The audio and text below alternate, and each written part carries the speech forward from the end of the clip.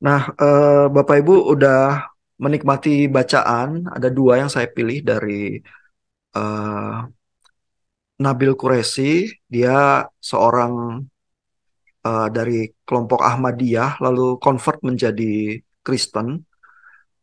Jadi dia memahami juga pikiran-pikiran tradisi Islam, walaupun mungkin ada perbedaan ya dengan Islam yang non-Ahmadiyah. Lalu bacaan kedua dari Abdullah Said ya, dia profesor pengajar studi Islam di Australia. Nah, topik yang ini tentang salah satu hal juga yang menjadi polemik ya antara Kristen dan Islam. Jadi beberapa hal polemik yang lain udah kita diskusikan juga di pertemuan-pertemuan sebelumnya ya. Misalnya persoalan Allah Tritunggal muncul juga dalam beberapa ayat, lalu persoalan tahrif ya, kritik terhadap Alkitab itu juga udah muncul dalam diskusi kita yang lalu. Nah, polemik yang satu ini juga cukup ini ya, cukup sering membingungkan buat kalau yang Kristen bertemu dengan yang Islam. Jadi saya pilihkan juga untuk kita pikirkan di sini ya.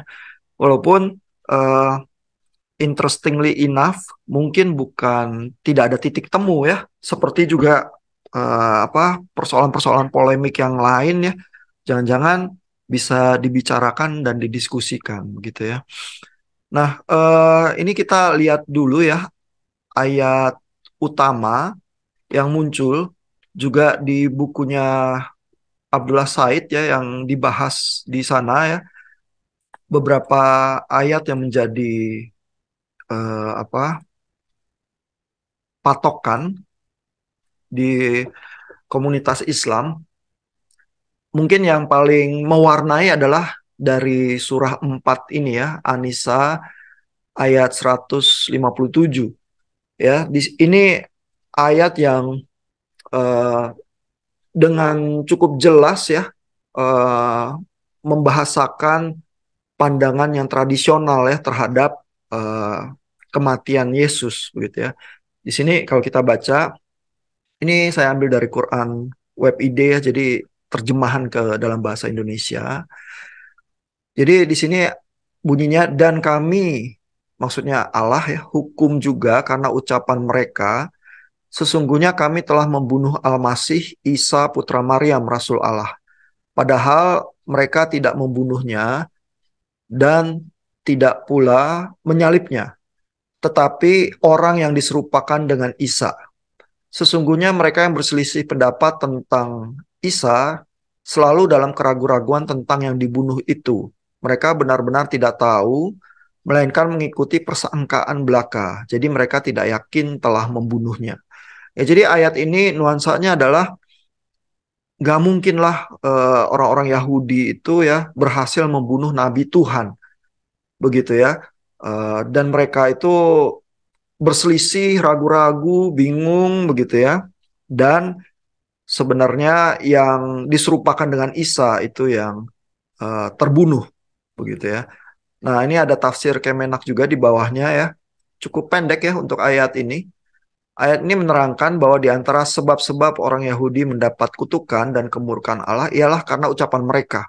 Ya, jadi fokusnya ayat ini sebenarnya mungkin bukan terutama persoalan kontroversi Yesus disalib atau enggak ya, tetapi ini orang Yahudi dihukum nih ya, dihukumnya kenapa? Karena ucapan mereka. Nah, isi ucapan itulah ya bahwa mereka telah membunuh Al-Masih putra Maryam Rasul Allah. Ya, jadi sikap mereka itu ya yang udah sesumbar mengaku membunuh Rasul Allah begitu ya. Padahal mereka sebenarnya tidak membunuhnya. Nah, itulah yang dihukum oleh Tuhan ya. Dan tidak pula menyalibnya, tetapi yang disalib dan yang dibunuh itu ialah orang yang diserupakan dengan Isa bernama Yudas Iskariot ya. Di ayatnya sendiri nggak ada nama ya. Jadi ini tafsir nih ya. Eh, ada tradisi-tradisi tafsir lain mungkin namanya muncul bukan Yudas ya, tapi yang secara tradisional dan ini juga muncul dalam tafsir Kemenak memang Yudas Iskariot ya, salah seorang dari 12 orang muridnya ya. Nah, ini paham yang seperti ini ya Abdullah Said bilang ini paham substitusi ya, bahwa Yesus tidak disalib melainkan digantikan oleh yang lain begitu ya. Nah, di bukunya Abdullah Said juga ada beberapa ayat lain yang dibahas ya, yang tampaknya menunjukkan kematian Yesus begitu ya. Misalnya ini kalau kita ambil dari sebentar, saya share lagi.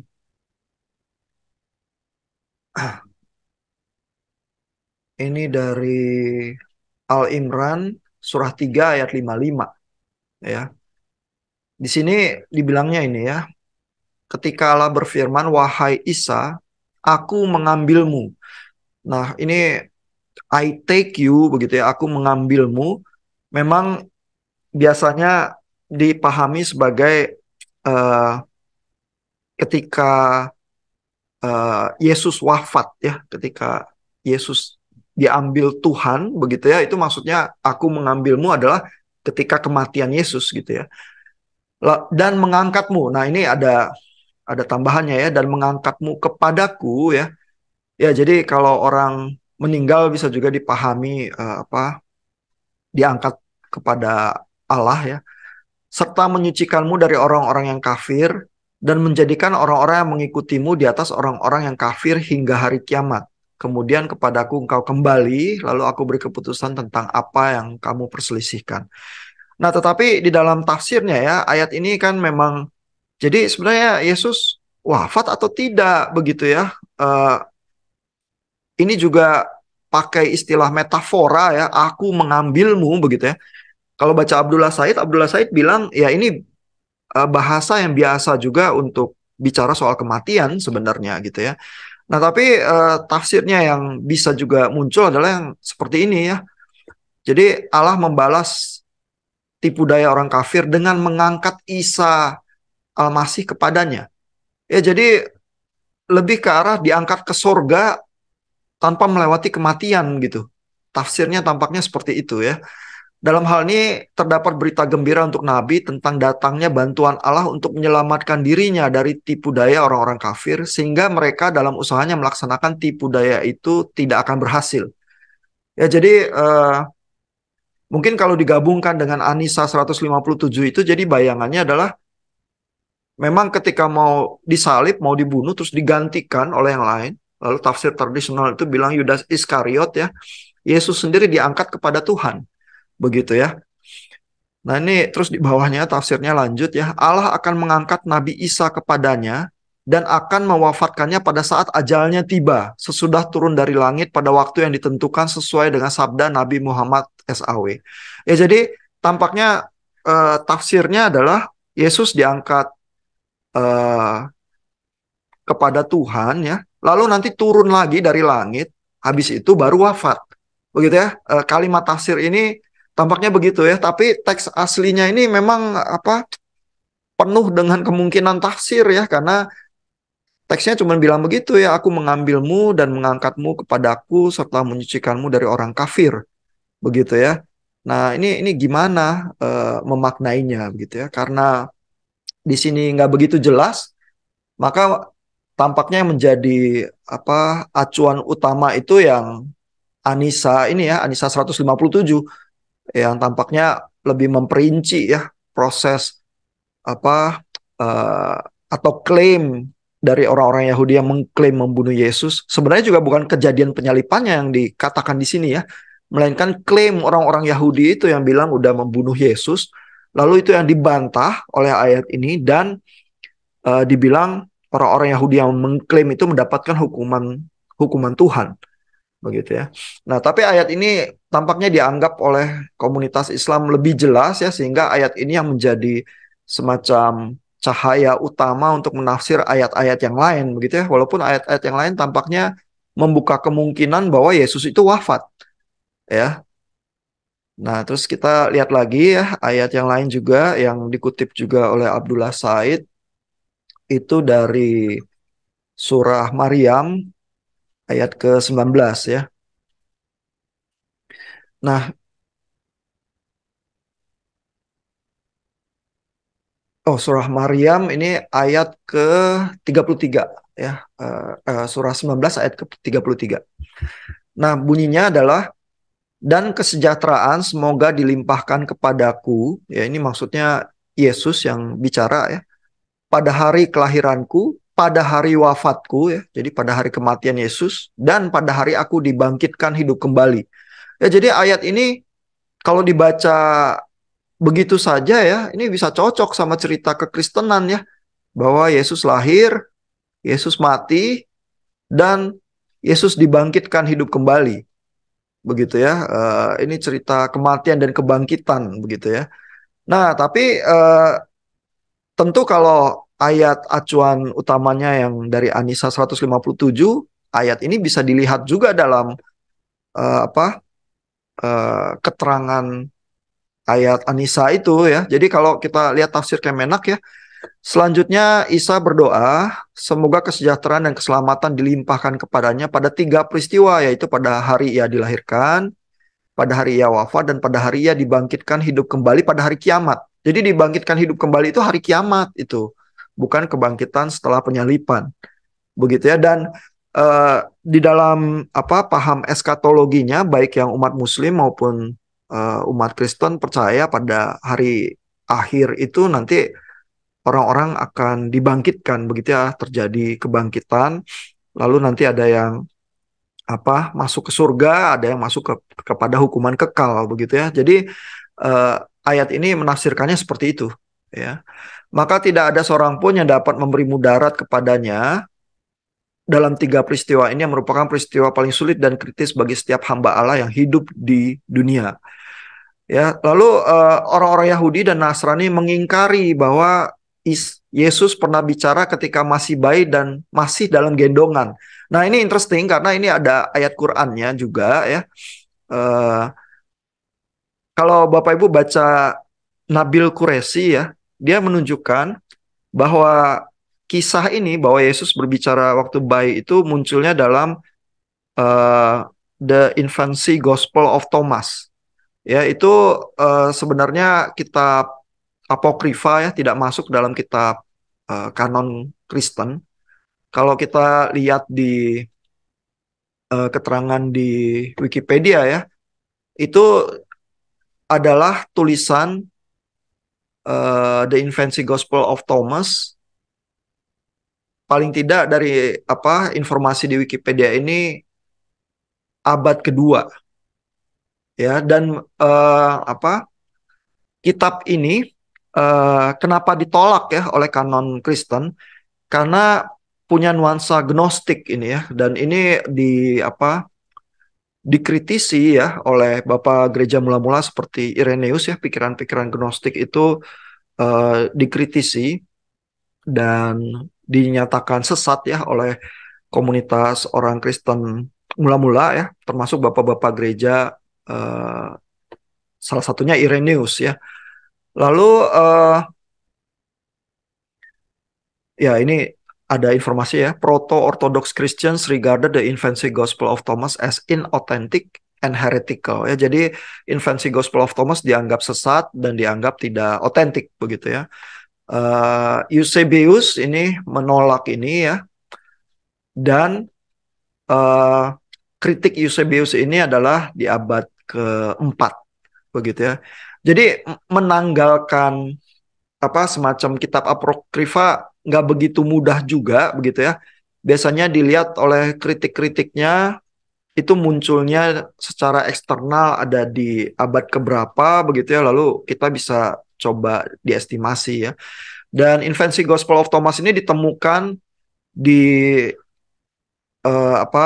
dalam penemuan yang di zaman modern ya, tahun 1945 di Nag Hammadi di Mesir gitu ya. Sehingga banyak juga tulisan-tulisan yang di abad ke-20 ini berusaha membahas ya sebenarnya isi The Infancy Gospel of Thomas ini seperti apa begitu ya. Dan ini tampaknya mempengaruhi juga bagian dari kitab Quran yang menuliskan tentang kisah Yesus itu bicara waktu waktu masih kecil begitu ya, dan membela ibunya Maria ya yang dikecam oleh komunitas di sekelilingnya begitu. Nah, eh, biasanya ya kalau umat Kristen itu bicara soal kematian atau penyaliban Yesus memang sangat erat terkait dengan kebangkitannya ya, dan selalu berhubungan dengan eh, duinatur Yesus ya, bahwa ada nuansa keilahian ini yang muncul di dalam peristiwa yang ajaib ini begitu ya. Nah, sebenarnya kisah Quran ya dan tradisi yang diwarisi oleh umat Islam tradisional juga menggambarkan semacam mukjizat ya, karena Yesus itu diselamatkan, digantikan oleh yang lain begitu ya. Namun pemaknaan mukjizat itu ya lebih kepada eh, hukuman ya, berita hukuman kepada orang-orang Yahudi yang mengklaim sesuatu yang tidak benar ya, dan orang-orang Yahudi kemungkinan juga di yang kontemporer ya dengan komunitas Islam pada saat itu yang menentang ajaran Islam sebenarnya, karena terjadi konflik di komunitasnya ya, sehingga terjadi friksi itu, sehingga cerita yang mungkin menjadi cerita yang diyakini dan dihayati di komunitas Kristen itu ditolak ya oleh ajaran Islam pada zamannya begitu ya. Nah, jadi ada komplikasi semacam itu juga yang juga ditulis oleh Abdullah Said di chapternya dia ya, soal berbagai tafsir kematian Yesus.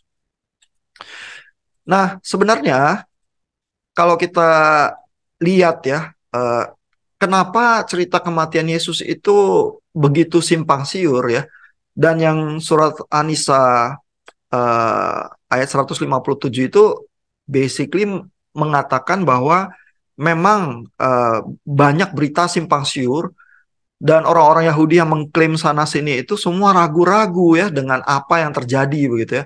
Itu dengan sangat mudah sebenarnya cocok dengan cerita yang muncul di Injil Matius ya, Matius 28. Karena memang kalau bicara kebangkitan itu kan sesuatu yang sulit dicerna ya. Sehingga di Matius 28 ini murid-murid Yesus juga keheranan dan mungkin ketakutan ya, di dalam catatan Matius bertemu dengan Yesus yang bangkit ya setelah kematian. Nah, tapi lalu ada bagian ini dusta mahkamah agama begitu ya. Sehingga kalau mahkamah agama yang menyalibkan Yesus, mereka kalau mau membantah kisah kebangkitan kan sebenarnya gampang ya. Tinggal hadirkan aja, keluarkan aja mayatnya. Begitu ya, pamerkan di depan umum ya, sehingga apa, hancur semua hoax ya tentang kebangkitan Yesus begitu ya. Nah, tapi rupanya mayatnya nggak ada tampaknya ya. Sehingga di dalam kisah Matius 28 ini, dan terutama ayat 13 ya, itu imam-imam itu ya setelah berunding mengatakan kepada tentara yang menjaga kubur itu, kamu harus mengatakan bahwa murid-muridnya datang malam-malam dan mencurinya ketika kamu sedang tidur. Ya, jadi bahkan menurut Matius ya, sejak awal udah disebarkan hoax yang lain itu ya, bahwa eh, jangan percaya ya cerita kebangkitan, itu pasti murid-muridnya ya yang mencuri mayatnya begitu ya. Nah, sehingga eh, kalau kita di zaman modern seperti sekarang aja ya, dengan berbagai teknologi satelit, digital, apa, eh, kesahihan data sebenarnya bisa dicek ya dengan cepat.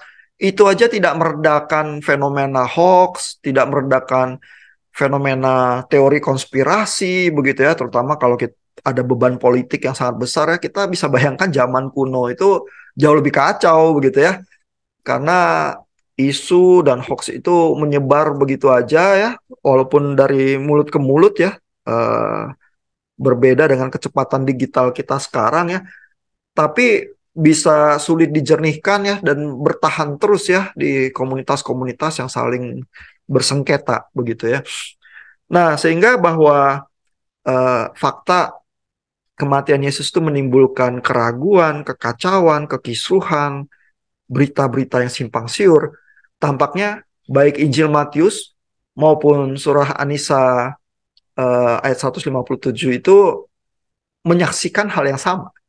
Ya, jadi jangan-jangan bukan tidak ada titik temunya nih sebenarnya, bahwa itu simpang siur kedua ayat itu ngomong hal yang sama, begitu ya. Nah, tinggal lantas apa Yesus benar mati di salib atau tidak?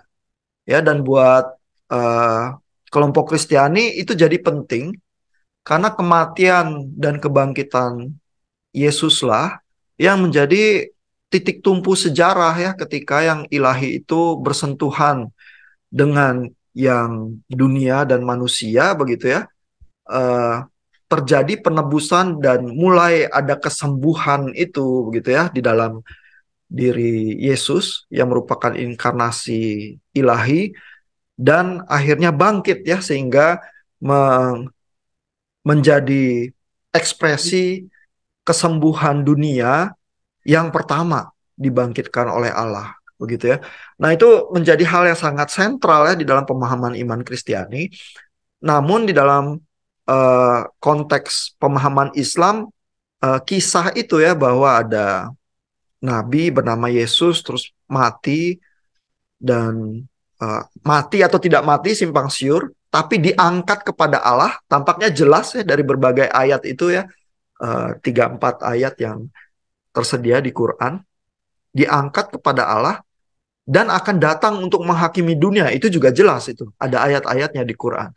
Nah tapi fakta-fakta itu yang tertulis di Quran tidak pernah ditafsir sebagai menggambarkan sifat keilahian Yesus begitu ya. Bahkan eh, mukjizat seperti apa yang dari The Infancy Gospel of Thomas itu yang Yesus berbicara ketika masih bayi membuat apa burung dari patung burung tanah liat begitu ya itu juga eh, tidak dimaknai sebagai menunjukkan keilahian Yesus begitu ya. Dan bahkan ada ayat yang terkait juga menyebutkan kematian Yesus ya, tapi justru terkait dengan Yesus yang menyangkal sendiri keilahiannya ya. Ini ada ayat dari ini surah Al-Maidah ya, surah 5, 117. Ini bunyinya kalau kita baca, aku ya, maksudnya Yesus ya di dalam ayat ini yang dikisahkan, aku tidak pernah mengatakan kepada mereka kecuali apa yang engkau, maksudnya Allah ya, jadi Yesus berkata kepada Allah, apa yang engkau perintahkan kepadaku, yaitu sembahlah Allah Tuhanku dan Tuhanmu, dan aku menjadi saksi terhadap mereka selama aku berada di tengah-tengah mereka. Maka setelah engkau Allah mewafatkan aku Yesus, engkaulah yang menguasai mereka dan engkaulah yang maha menyaksikan atas segala sesuatu. Jadi di ayat Al-Maidah ini ya 117 justru kalimat yang engkau mewafatkan aku itu terkait dalam konteks besar di mana kisahnya adalah Yesus itu bilang kepada Allah, saya nggak pernah loh menyebarkan apa berita, message uh, yang lain kecuali menyembah Allah yang satu itu, begitu ya. Nah, jadi ini justru ini kalau kita lihat ayat lengkapnya ya, kalau kita balik ke Al-Maidah ayat 16-nya ya, kalau kita baca, dan ketika Allah berfirman, wahai Isa putra Maryam, engkaukah yang mengatakan kepada orang-orang, jadikanlah aku dan ibuku sebagai dua Tuhan selain Allah?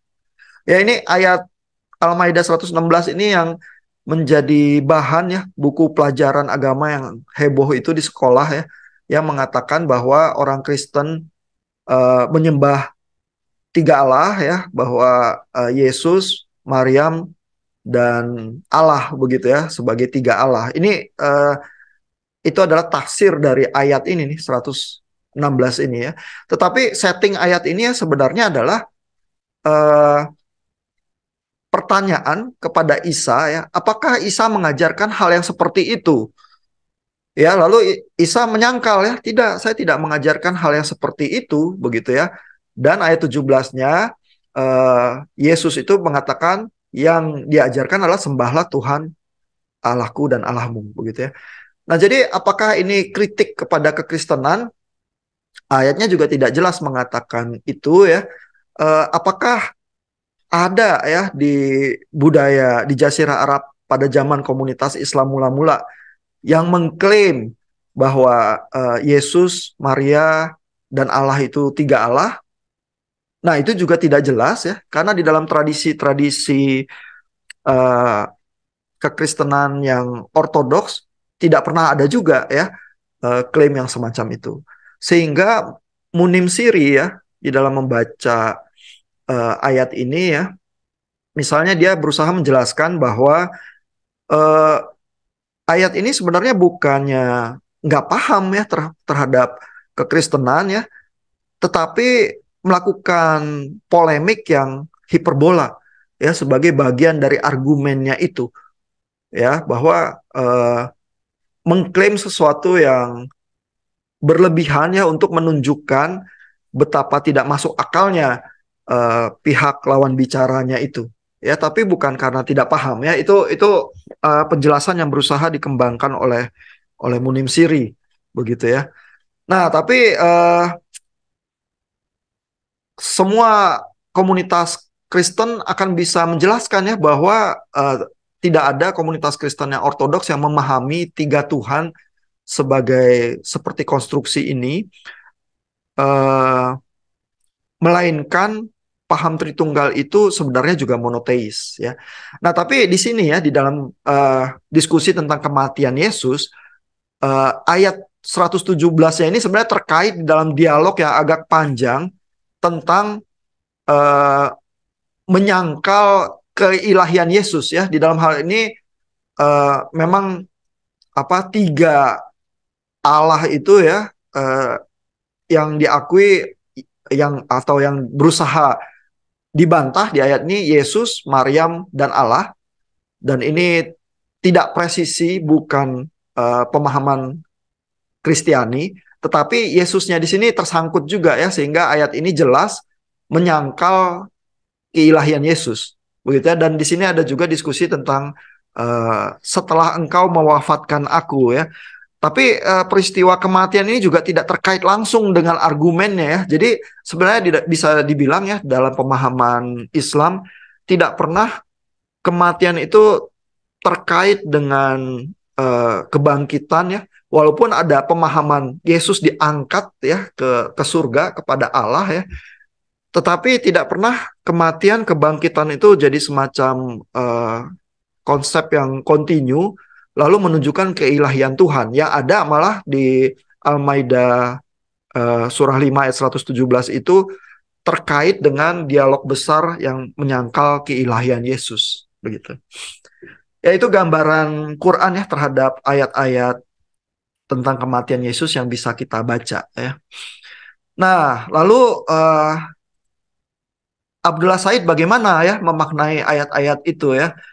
Nah, Abdullah Said ini kalau di chapternya ya, kalau Bapak Ibu punya waktu mau baca dengan lebih lengkap ya, Abdullah Said itu menelusuri tafsir-tafsir ya, baik dari yang awal eh, apa zaman Islam mula-mula ya, lalu sampai kepada tafsir yang modern ya, oleh penafsir-penafsir modern, dan tampaknya eh, teori yang berusaha diajukan oleh Abdullah Said adalah di dalam komunitas Islam generasi kedua sudah terbentuk pemahaman yang tradisional itu ya bahwa Yesus itu tidak mati di salib melainkan tergantikan ya. Teori substitusi itu terjadinya cukup early di dalam generasi kedua di dalam komunitas Islam, sehingga posisi itu makin lama makin kuat dipegang oleh generasi-generasi angkatan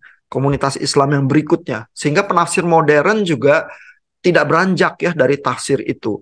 Walaupun kata Abdullah Said secara tekstual, secara teks Quran itu tidak mesti sangat jelas ya peristiwa kematian dan penyaliban itu. Yang ayat yang paling jelas memperinci itu ya An-Nisa 157 itu ya. Tapi bahkan di ayat itu sebenarnya nuansanya adalah cerita yang muncul di kalangan umat Yahudi itu simpang siur kok ya. Dan Allah menghukum itu mereka yang ceritanya simpang siur itu ya, nuansa utamanya itu Ya, dan kalau cerita itu simpang siur, tentu berarti bisa ada kemungkinan ya Yesus memang mati dan disalib seperti yang ditulis Matius itu ya catatannya. Kejadian seperti itu, tapi bahkan dari awal pun serdadu-serdadu itu sudah disuruh ya mengarang cerita yang lain ya, teori konspirasi yang lain, karena ulama-ulama di Bait Allah itu juga tidak menyukai ya dari awal cerita kematian dan kebangkitan Yesus ini, gitu ya.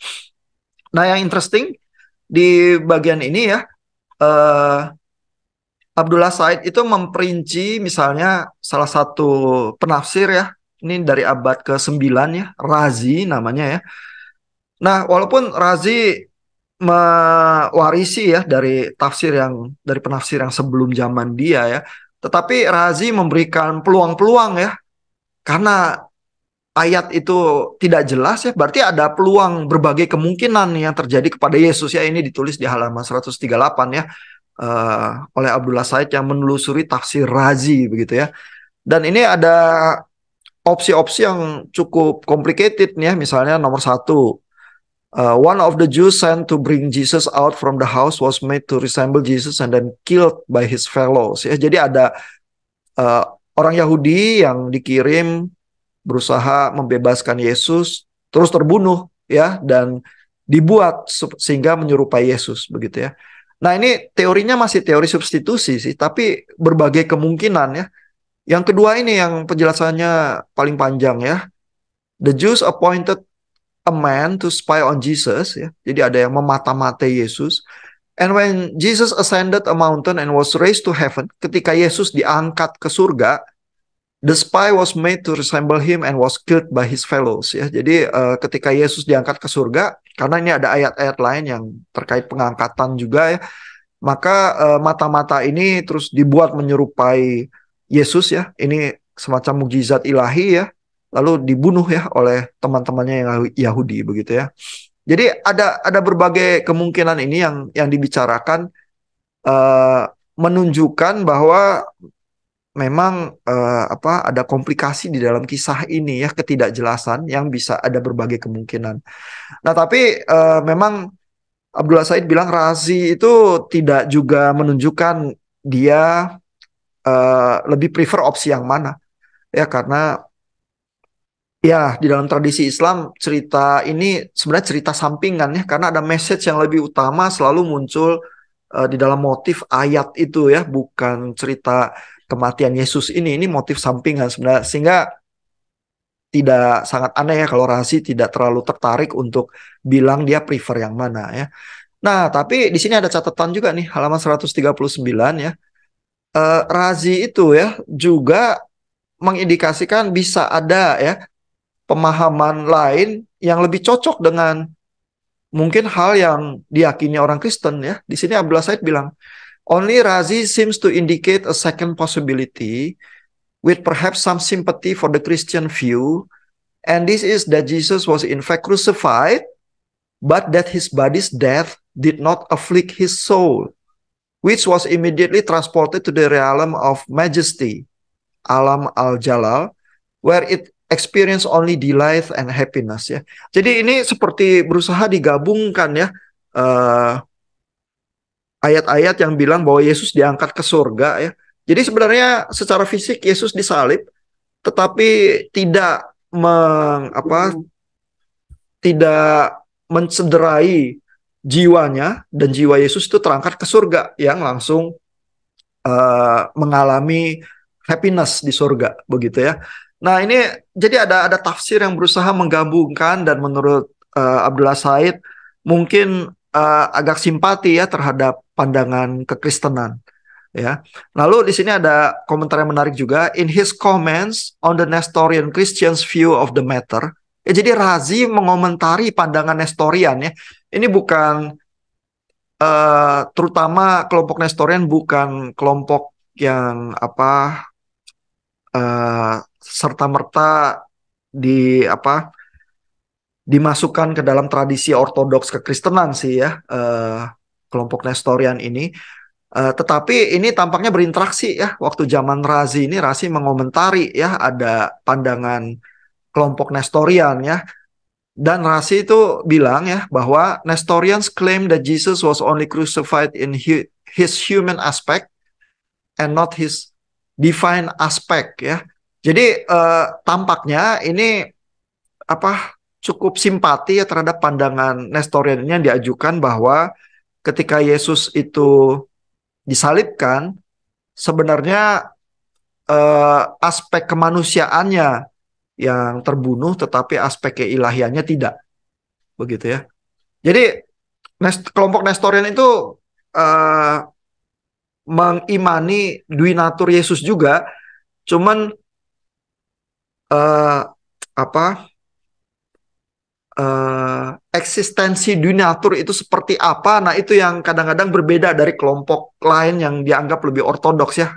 Nestorian itu ada komplikasinya tersendiri ya. Nanti kalau Bapak Ibu belajar di sejarah gereja atau sejarah kekristenan mungkin lebih mendetil membicarakan hal itu, tapi tidak termasuk di skop bahasan kita karena bisa jadi sangat complicated sih. Yang interesting adalah Razi berinteraksi ya sama pandangan Nestorian ya yang ada di komunitasnya pada saat itu. Ya. Nah mungkin segini dulu kali ya. Ini banyak informasi ya yang tiba-tiba harus dicerna ya terhadap polemik ini. Namun juga tidak berarti bahwa polemik ini tidak ada titik sentuh sama sekali sehingga tidak bisa didiskusikan dan dibicarakan ya. Eh, saya lihat tekstingnya Bu Tarisa menyebutkan ya tradisi Islam pandangannya substitution theory sedangkan kekristenan tidak. Nah, tapi yang menarik ya kalau kita memikirkan soal tafsir dan konstruksi doktrinal pemahaman agama ya selalu adalah kenapa perbedaan pemahaman itu bisa muncul dan kalau kita memahami kenapanya ya kemungkinan lebih bisa ada alternatif dan alasan-alasan untuk berdiskusi dan berdialog gitu. Nah itu Bu Tarisa di tekstingnya nggak begitu banyak menuliskan kenapanya ya, mungkin karena keterbatasan waktu. Terus pokoknya ini ya apa eh, nulis dulu tekstingnya ya, yang terutama isinya aja dulu lah klaimnya apa di dalam dua tradisi agama itu ya. Nah pertanyaannya Bu Tarisa adalah kalau eh, bahwa umat Islam ya dan Quran juga mengkonfirmasi ya di banyak bagian kebenaran kitab-kitab yang turun sebelumnya, termasuk Injil. Bukankah melihat kematian Yesus itu kalau Yesus tidak disalib adalah suatu penyangkalan gitu ya kata Bu Tarisa gitu ya. Nah, gimana? Mungkin pertanyaan Bu Tarisa bisa membuka diskusi kita atau kalau Bapak Ibu ada pertanyaan atau komentar yang lain juga boleh silakan.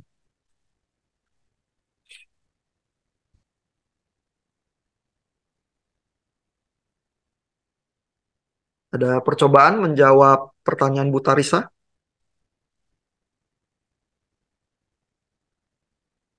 Kalau menyangkal kematian Yesus, tapi mengkonfirmasi kitab-kitab sebelumnya termasuk Injil, apa itu satu penyangkalan begitu? Gimana pendapat Bapak Ibu?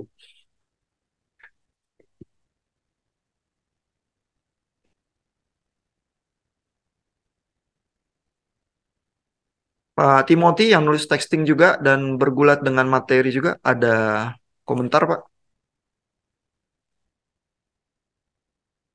Belum ada, Pak. Belum ada. Bu Teti ini yang buka kamera. Kadang-kadang yang eh, teman-teman dari Muslim itu kan juga bertanya begitu ya, tapi mereka yang mereka rujuk kitab-kitab sebelumnya itu adalah kitab Zabur, Taurat, yang memang Tauratnya Musa dengan Zabur Daud gitu, Nabi Daud, dan Injil yang sebelum dipalsukan ya, tanda petik Hmm. dipalsukan begitu. Jadi selalu gitu. Jadi bukan Injil yang sekarang yang sudah diterjemahkan ke berbagai bahasa katanya. Jadi kadang-kadang itu yang mereka tidak eh, terima dengan masih kadang-kadang juga ya beberapa yang menggunakan kitab suci itu yang gundul ya apa yang surat teks Arab asli begitu. Jadi Hmm. kurang sahih kalau yang udah terjemahan begitu. Jadi itu sih Pak. Oh iya betul, di komunitas Islam ya terjemahan itu tidak dianggap kitab suci ya, karena ada pemahaman bahwa Quran yang disebut Quran itu yang berbahasa Arab, dan eh, kesahihan kitab suci itu terkait erat dengan bahasanya ya kalau di pemahaman komunitas Islam. Nah, di komunitas Kristen memang proses menerjemahkan itu udah sangat biasa ya, karena dari kitab Ibrani yang Perjanjian Lama sudah juga diterjemahkan ke bahasa Yunani begitu ya. Dan di zaman Yesus, orang kalau membaca kitab Perjanjian Lama kebanyakan membacanya Septuaginta.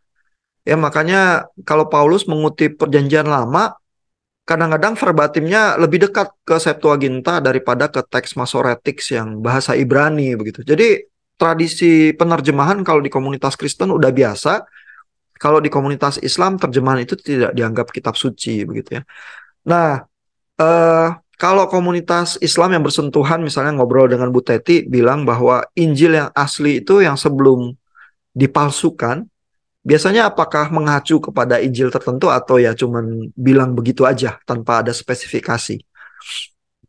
Biasanya sampai di situ aja sih Pak. Cuma Ya. kadang-kadang kita bilang bahwa apakah Allah itu tidak berkuasa untuk menjaga kitabnya, Mm-mm. firmannya begitu. Ya Mm-mm. juga ya gitu. Tapi ya memang begitulah gitu. Jadi Mm-mm. berakhirnya di situ. Ya.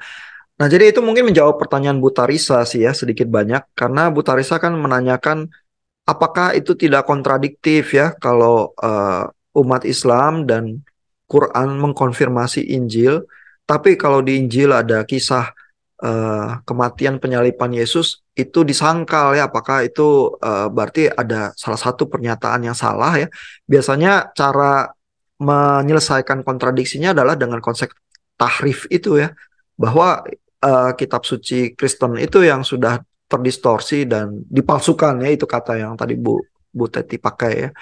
Nah, tapi memang di dalam diskusi tahrif ya, biasanya memang tidak pernah menspesifikasi ya yang palsu yang mana begitu ya. Dan walaupun teks Yunani atau teks Ibrani itu dari kitab suci Yahudi dan Kristen itu banyaknya minta ampun ribuan ya, tapi juga mungkin tidak pernah ada usaha ya untuk memverifikasi kalau yang disebut palsu atau tahrif atau terdistorsi itu yang mana gitu ya. Nah, tapi Bible scholars dan Muslim scholars zaman sekarang ya, karena saling bersentuhan dan sama-sama berinteraksi ya dan mencoba memahami ya, seperti Abdullah Said itu ya, Ivan berani mengatakan bahwa sebenarnya secara teologis ya tidak ada keberatan apa-apa lu kalau memahami Yesus itu disalib dan dibunuh pada saat itu. Sebenarnya nggak ada keberatan teologis apapun, dan teks dari Quran itu tidak harus dipahami sebagai teori substitusi begitu. Ya. Nah, ini ada komentar dari Pak Yosua nih di kolom chat ya. Eh, Kita saja di dalam kekristenan saat membaca satu bagian firman Tuhan, pemahaman kita sering berbeda-beda. Terus bagaimana mereka yang harus mendigest bahasa Arab langsung? Kan tidak semua orang kemampuan bahasanya bagus. Terus bagaimana mereka bisa mempertanggungjawabkan imannya kalau mereka kurang ngerti apa yang mereka baca? Nah, jadi kalau di komunitas agama tertentu memang pada akhirnya tidak dituntut ya semua orang itu bisa melakukan tafsir, dan tafsir itu tugas ulama begitu ya. Eh, tapi umat ya kalau dalam tradisi Islam diharapkan membaca dan melafalkan, karena Quran itu adalah lafalan ya, citation begitu ya, dan di dalam melafalkan itu pun sudah ada pahalanya walaupun tidak memahami. Nah, komunitas Kristen Protestan memang punya tradisi yang lain ya, karena sejak reformasi Martin Luther, Luther sendiri mengusahakan menerjemahkan Alkitab dari bahasa Yunani asli ke bahasa Jerman ya, sehingga rakyat bisa baca. Sehingga kalau ada semacam propaganda dari gereja Katolik Roma pada saat itu bahwa orang bisa diampuni dosanya kalau membeli surat pengampunan dosa, maka masyarakat awam diharapkan bisa ngecek sendiri ya, baca sendiri misalnya ayat-ayat yang Martin Luther ajukan ya, misalnya Roma 1 ayat 17 ya, bahwa eh, di dalamnya nyata kebenaran Allah ya, orang benar akan hidup oleh iman begitu misalnya. Nah, tadinya di zaman Luther yang bisa baca Alkitab ya teolog begitu ya, karena eh, Alkitab yang dibacakan kadang di dalam kebaktian atau misa juga masih dalam bahasa Latin ya. Mana bisa rakyat kebanyakan baca ya di dalam bahasa Latin ya, orang Jerman gitu misalnya. Dan sebenarnya di dalam peristiwa reformasi ada perdebatan tuh. Apa benar Martin Luther memakukan 95 tesis itu ke pintu gereja di Wittenberg ya tahun 1517? Karena teks dia yang dicetak itu dalam bahasa Latin. Kalaupun dia memakukan itu ya ke pintu gereja ya, nggak ada yang bisa baca rakyat gitu ya. Jadi itu terjadi perdebatan ya. Sejarawan biasanya memperdebatkan itu. Dan gambaran-gambaran pamflet yang paling awal ya, yang menunjukkan Luther itu di depan pintu gereja melakukan sesuatu gitu ya, itu munculnya seabad kemudian, tahun 1617, waktu merayakan 100 tahun terjadinya reformasi gitu. Nah jadi waktu awal tuh apa benar sih Luther itu makuin 95 tesis di situ ya. Nah walaupun itu hearsay ya, tapi kebanyakan sejarawan tampaknya menyetujui bahwa kemungkinan besar Luther itu memakukan itu walaupun bahasa Latin dan walaupun orang kebanyakan nggak bisa baca ya. Karena Luther itu orangnya juga cukup demonstratif begitu ya. Jadi dia di, dipercaya oleh para sejarawan memang melakukan itu, tapi dia mengirim juga surat 95 tesis itu ya ke apa Albrecht itu eh, yang menjadi apa kepala keuskupan Roma Katolik ya di Magdeburg begitu ya. Jadi dia memang kirim protesnya juga ke teolog yang bisa baca gitu ya. Walaupun secara demonstratif dia pakukan juga di pintu gereja ya.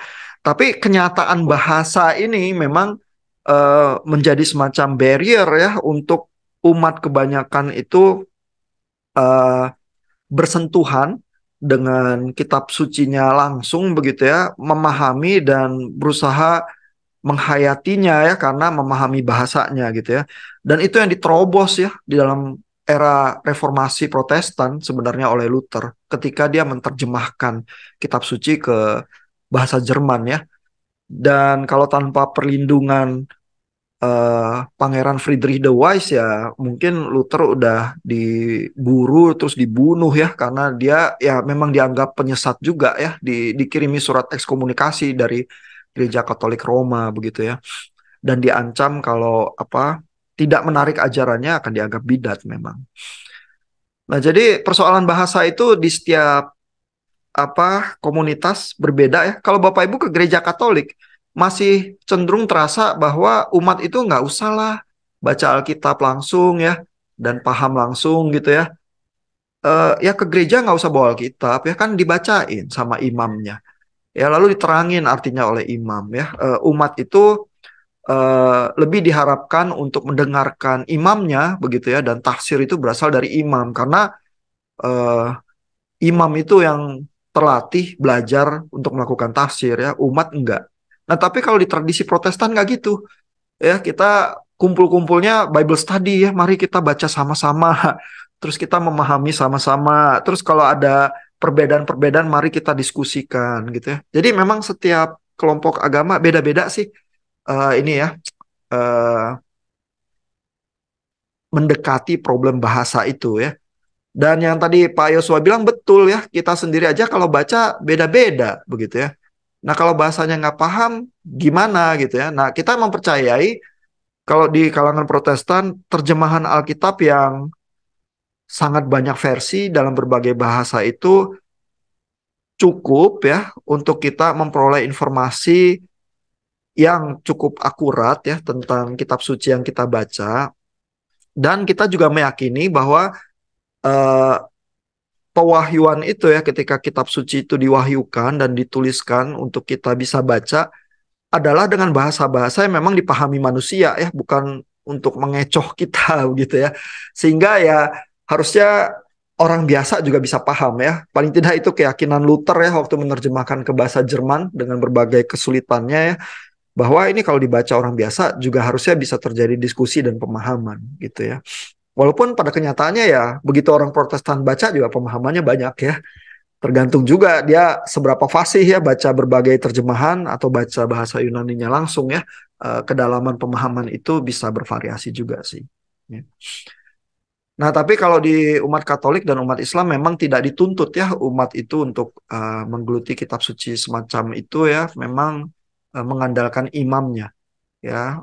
Sehingga di dalam kelompok agama yang lebih hierarkis semacam itu, bahwa imam itu eh, kalau lebih terlatih, lebih menghasilkan tafsir yang tidak membuat polarisasi umat ya, menghasilkan stabilitas dan kedamaian di masyarakat sehingga kita bisa hidup bersama dengan cukup baik ya, dan mengusahakan kesejahteraan bersama walaupun ada pluralitas agama, itu jadi penting sih sebenarnya.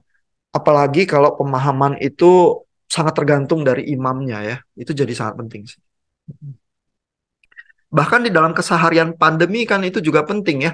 Kalau dari imamnya aja udah bilang ya, oh kita kalau beriman sama Tuhan nggak usah divaksin.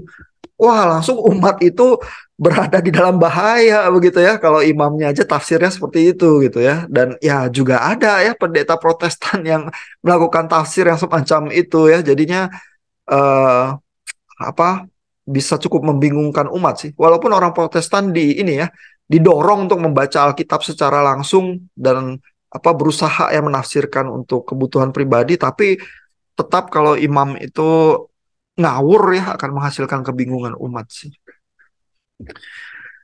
Nah, ini ada waktu sedikit saya coba lanjut ya. Saya ingin menunjukkan beberapa ini ya, bukti-bukti yang cukup awal ya tentang eh, pemahaman kisah penyaliban dan kematian Yesus begitu ya.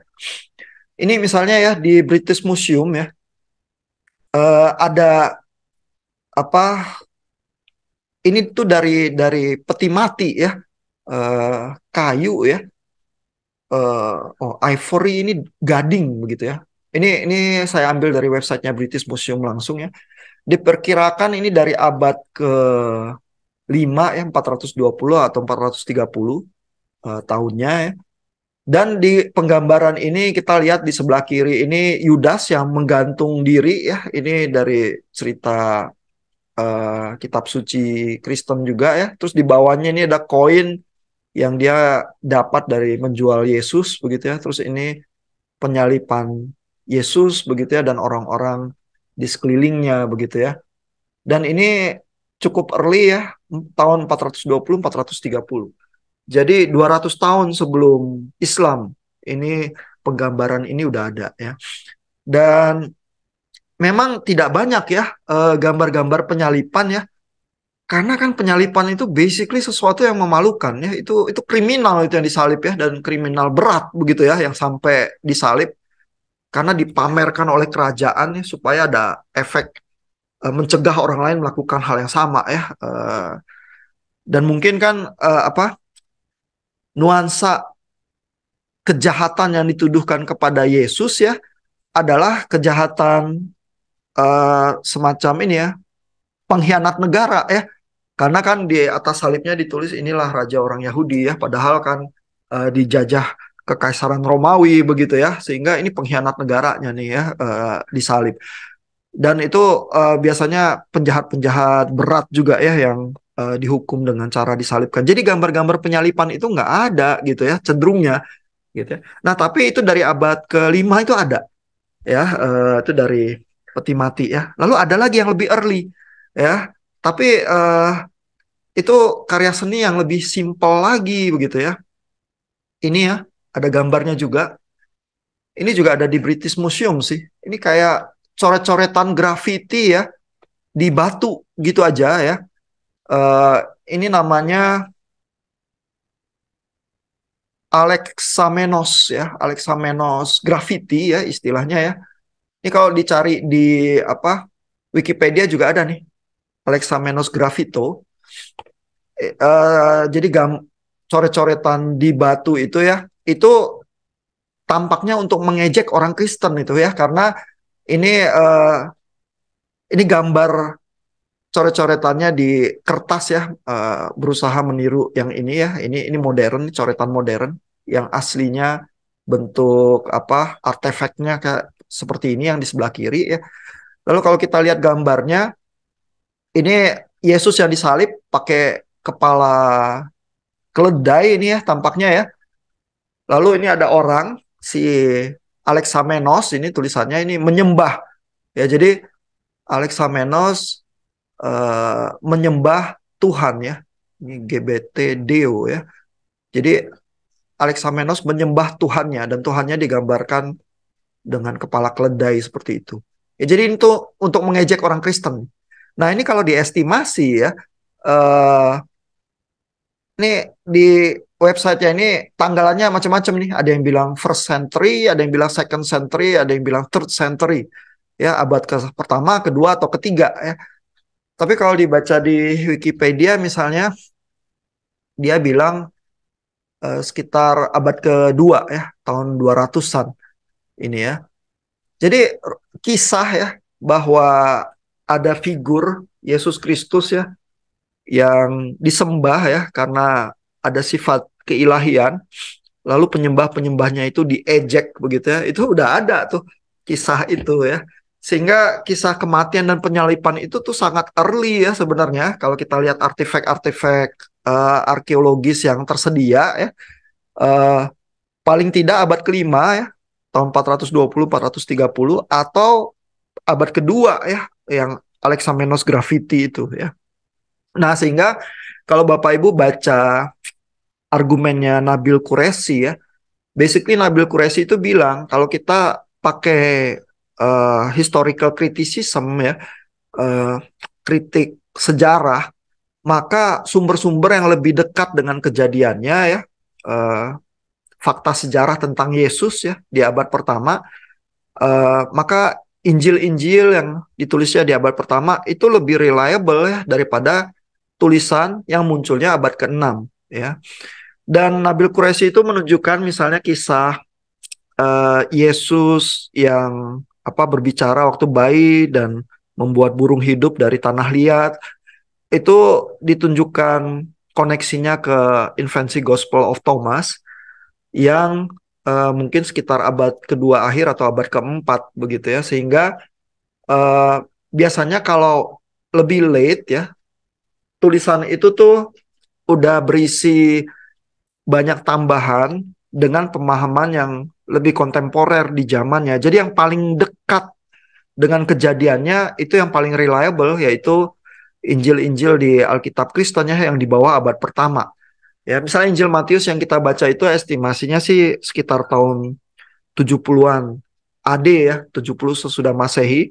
Karena pada saat itu Bait Allah di Yerusalem itu dihancurkan oleh kerajaan Romawi. Lalu ada pergumulan yang sangat besar ya di masyarakat.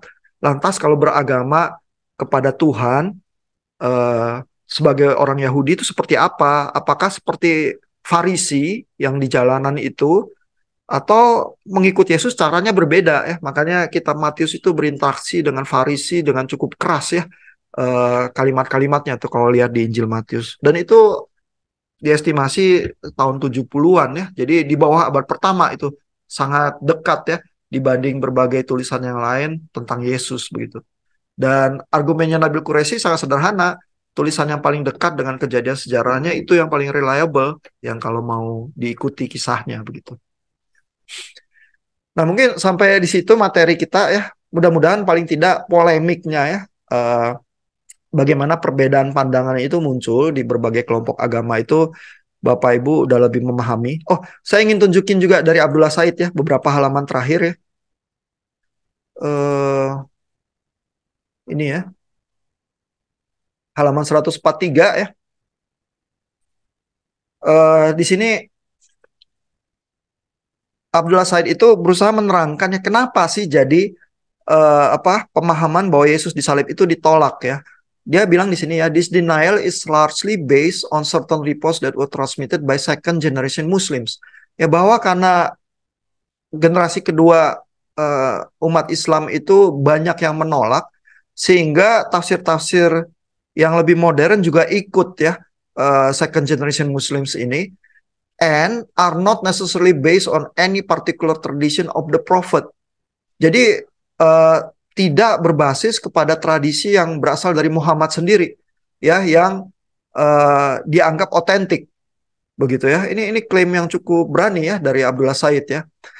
Lalu Said juga bilang, many scholars of today emphasize the importance of reason in interpreting the Quran ya. Jadi banyak scholars zaman sekarang juga memakai reasoning ya, termasuk teori-teori histori kritis begitu ya.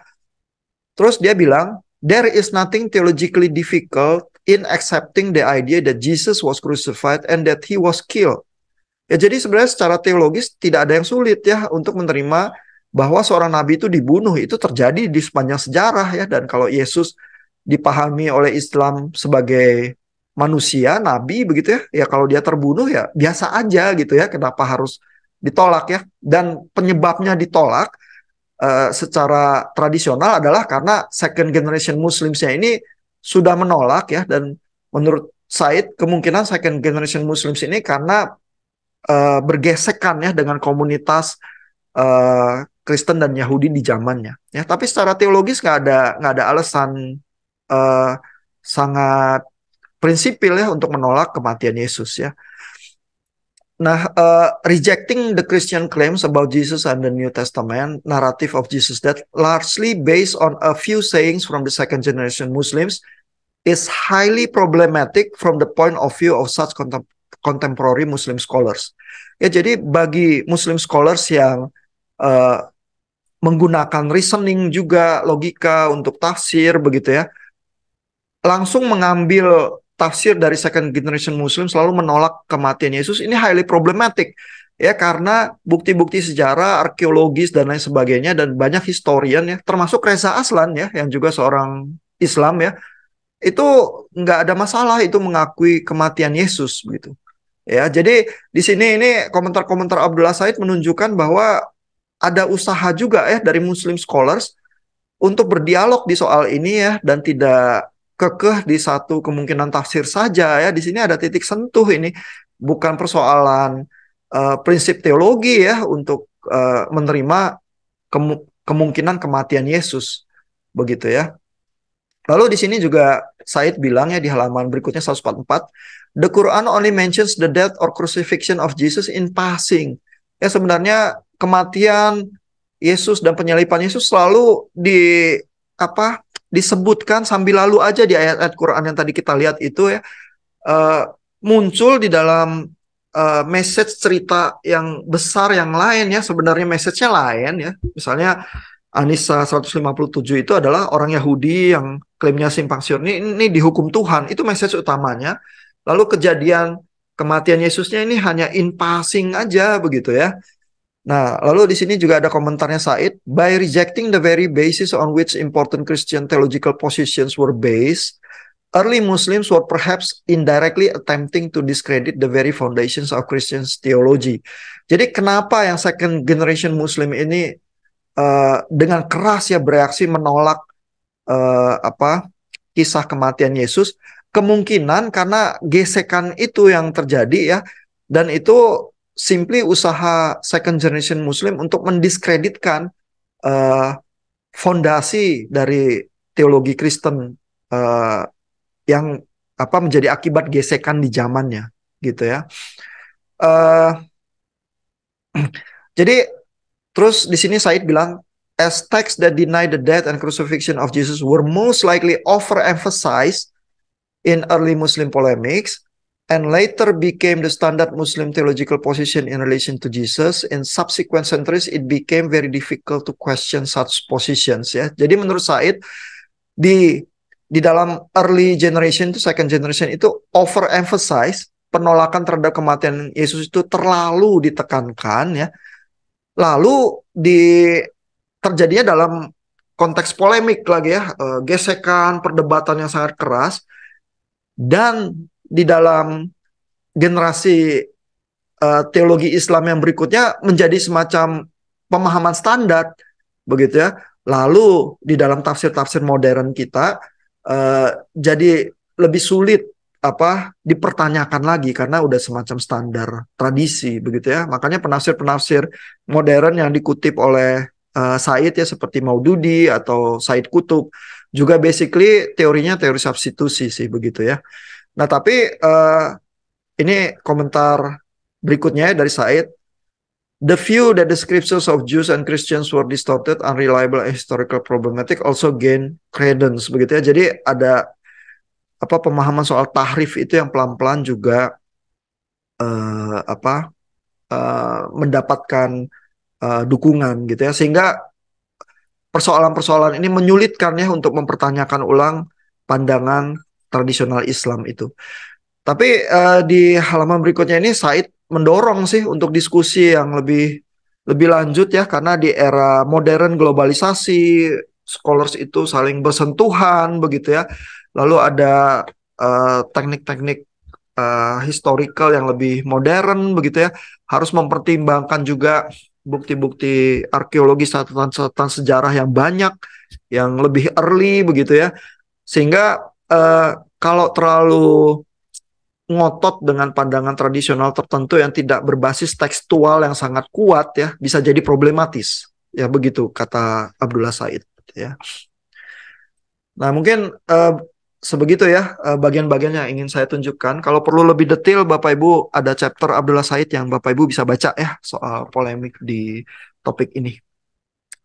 Ada komentar, pertanyaan dari Bapak Ibu? Coba kita lihat pertanyaan dari Pak Timothy ya. Pak Timothy itu pertanyaannya adalah jika memang tulisan-tulisan Quran juga dipengaruhi oleh berbagai tulisan lampau, setidaknya terpengaruh tapi bukan disalin verbatim ya, mengapa mereka menerima hanya beberapa atau sebagian informasi seperti yang bernuansa gnostik, bukan informasi-informasi lainnya? Apakah ada pembatasan tulisan literatur di zaman itu? Nah, ini sebenarnya zaman pramodern itu kan tulisan tuh memang sangat sulit ya.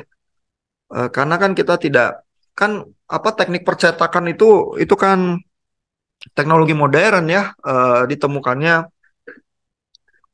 Johann Gutenberg gitu kan, ceritanya itu abad ke-15 ya, sebelum reformasi di Jerman, begitu ya. Jadi ya walaupun memang ada ya perpustakaan, kerajaan-kerajaan ahli tulis yang bisa menyalin ya, dan Bart Ehrman bilang di bawah abad keempat variasi-variasi salinan itu masih sangat banyak. Di atas abad keempat lebih banyak penyalin yang profesional ya, variasi-variasi itu lebih berkurang ya karena penyalin profesional lebih banyak. Tapi sebelum ada percetakan, basically sebenarnya masyarakat pada umumnya itu nggak bisa baca ya. Karena Bapak Ibu harus bayangin ya, beli tulisan yang ditulis di atas kulit atau kodeks itu gitu mahal, begitu ya. Karena kalau misalnya ditulis di kulit, berapa banyak ternak yang harus dibunuh ya supaya bisa ada kitab gitu ya. Dan ternak itu kan barang mewah ya, barang mahal ya. Itu sama kayak punya mobil Mercy atau BMW zaman sekarang gitu ya. Terus kebanyakan orang yang nggak punya ya. Jadi kalau di gereja ada kitab suci atau apa ya, cuma punya satu begitu ya, untuk dibaca oleh imam, didengarkan oleh umat, begitu ya kan. Makanya waktu gereja mula-mula dipersekusi ya, bukan cuman ininya diciduk ya, bukan cuman pastor atau imamnya diciduk ya, kitabnya disita supaya memang nggak bisa kebaktian ya. Karena kitab itulah barang mewahnya gitu ya. Jadi nggak ada itu orang punya buku pribadi di rumah, itu zaman pramodern kan nggak ada, begitu ya. Nah, sehingga kita harus membayangkan dunia yang sangat berbeda ya dengan persoalan tulisan-tulisan modern yang kita hadapi ya. Kita kan kalau ngadepin tulisan sekarang di handphone kita ya, di WA yang isinya hoax terus kita delete langsung begitu ya, seolah-olah sampah nggak berharga gitu ya. Kalau tulisan zaman dulu ada di medium apapun ya itu barang mewah semuanya begitu ya. Nah sehingga bukannya ada pembatasan tulisan literatur di zaman itu ya, tapi literatur basically memang terbatas dan cuma kalangan elit tertentu di masyarakat ya, either karena dia berpendidikan atau dia bangsawan atau dia orang kaya banget ya, yang akhirnya bisa akses ke tulisan-tulisan gitu.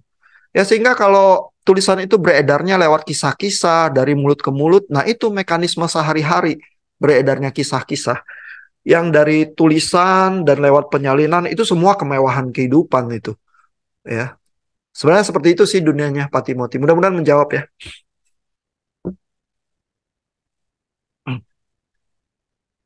Ya, saya rasa eh, materi kita cukup ya. Ada pertanyaan atau komentar yang membara yang ingin dikatakan?